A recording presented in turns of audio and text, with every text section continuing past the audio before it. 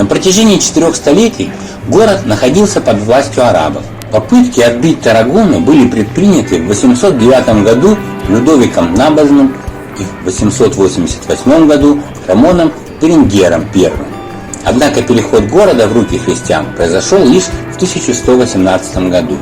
Граф Барселоны Рамон Беренгер III Великий отвоевал Таррагону у мавров, и она под началом Олигара, епископа Барселонского, будущего святого, стала центром архиепископства, которое охватывало всю Каталонию и символом христианской веры на Пиренеях.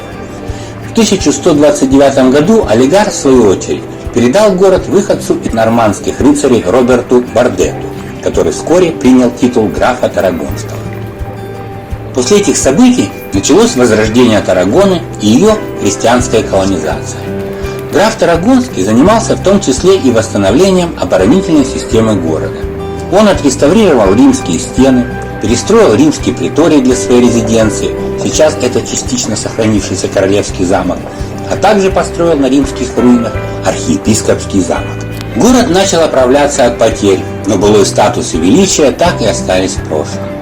Поэтому неудивительно, что, говоря об истории города, жители современной Таррагоны предпочитают вспоминать в основном эпоху Рима. С течением времени между преемниками Роберта Бардета и архиепископом Таррагоны постепенно усиливались разногласия.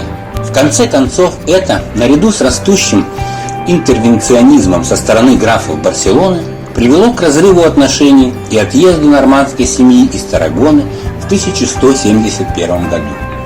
После этого истинным властителем Таррагоны стал архиепископ, а собственность и привилегии графа перешли к королю Арагона.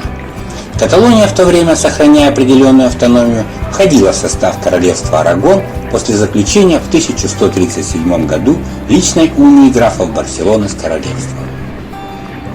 В этот период в Таррагоне отстраивают величественные церкви, дворцы знати и здания, где проживали богатые землевладельцы.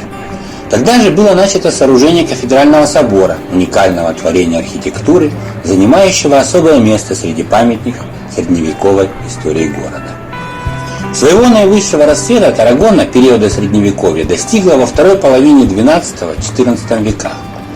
К концу XII века Таррагона была уже хорошо развитым городом и центром обширной территории. Она продолжала расти и в следующем столетии, хотя этот рост был ограничен римскими стенами и старой стеной, построенной в XII веке и отделившей древний римский цирк от территории города. В 1228 году в городе останавливался король Арагона Хайме I, объявивший здесь о своем намерении освободить от арабов Мальорку. Общество в средневековой Таррагоне было разделено на несколько классов. На вершине находились архиепископ, который был истинным властителем, и король Арагона, который действовал через специально назначенный магистрат. Архиепископ играл решающую роль в развитии класса духовенства с двумя центрами власти. С одной стороны сам архиепископ, а с другой глава кафедрального собора. На менее важных ступенях находилось дворянство, которое мало принимало участие в экономической жизни города, и буржуазия, которая со временем становилась все сильнее и вскоре завладела городским управлением.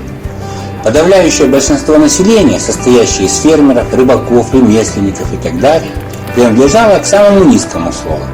Рабочие объединялись в гильдии, чтобы защитить свои общие интересы, и носители одинаковой профессии часто концентрировались в одном месте.